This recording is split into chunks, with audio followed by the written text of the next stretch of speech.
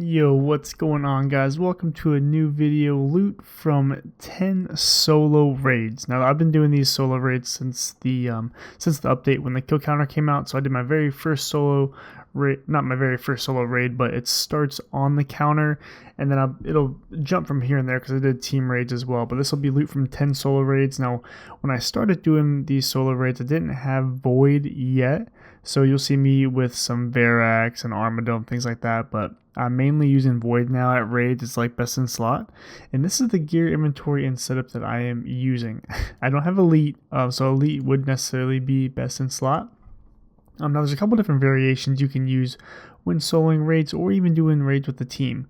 Now solos, I find you can either use Ruby Bolts or Diamond Bolts. Now Diamond Bolts do lower the defense, but I do like to kill Olm a little bit faster, so I like to hit those big specs on them. Because you can hit up to upwards of 100. I use my Archer's Ring just for that final phase, so you can kill them faster, because it's pretty painful doing it as a solo raid. And then Mage Eternal Boots for when I am maging. Now this is the Mage gear I bring. I don't bring Mage Hat. I tried a couple raids with the Mage Helm, but I found out that the DPS with this switch is a lot better than just the Void Mage Helm, because you have the Tormentor Bracelet as well as the Occult Necklace stacked together, and your DPS output is just pretty damn crazy. Now I also bring the Hosta and Whip for the Olm fight, because that is the best in slot weapon right now, I believe, for the right hand, as well as Dragon Warhammer in the melee setup for when I spec the hand. I use 2 specs on each phase, or 1 to 2 specs on each phase. Hopefully I do hit on each right hand. So, and what's nice about I have the Hosta as well for when you get either a Tecton or Vespula, or not Vespula, but what's it called, Vasa. There's basically some parts of the raid where you need to use Crush if you're doing solo. So if you don't get that boss that you need it on, then you can just bank it in the chest. That's why I do have this axe, tinderbox, and pickaxe. I just have to take everything with me just in case, so I don't have to farm it right off the bat. So I bring an iron axe and a tinderbox. I can drop those during the raid. I don't have to keep those, but you can if you like. So you can bring a dragon axe if you want. And as well as you will need a pickaxe for if you get the mining phase. But you can bank all of these 4 items right here. You can bank all of those before the Olm fight.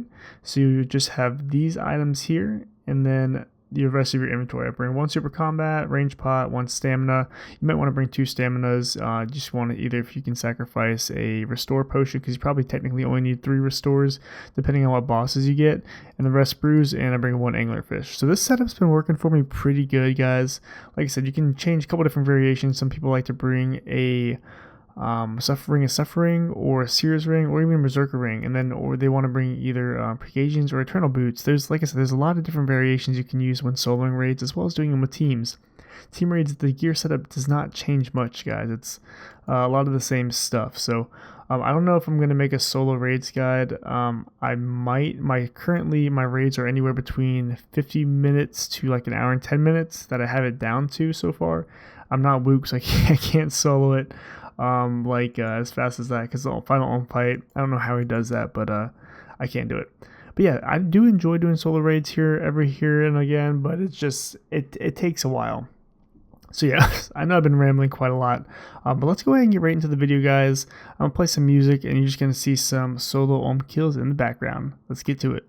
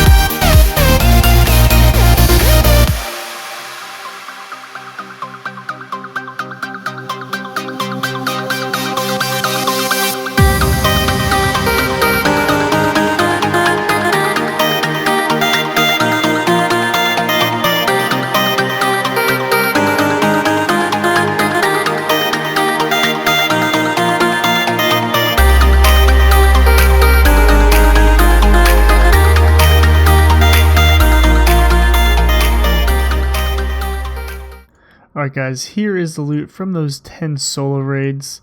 Unfortunately, I did not get any huge loots, as you could see in the video. Also, I haven't gotten any loots from doing any team raids as well, except for that one solo clause, or one pair of claws that I missed. So if I just average out to be about an hour per raid, 1.5 mil as 150k per hour doing solo raids. I didn't get any items, so they just updated the drop rate on certain things. So they changed the prayer scrolls into two different, one's arcane a scroll, another one's another scroll for augury. We'll see how that goes, because when they did that update, they actually updated the drop table for the rare drops. They made it a little more common. So I don't know if I want to keep doing raids or not, or kind of work on a well, we'll get into that in the next video. But I hope you guys did enjoy this episode. Just a quick little video just kind of showing you that I am doing solo raids, and it's not too terribly bad. I do want to get those ancestral robes, make it a little bit easier. But yeah, that's going to be the end of the episode, guys. I hope you did enjoy. Smash that like button if you did like, and hit that subscribe button if you do want to see more. I'll see you guys in the next one. Peace out.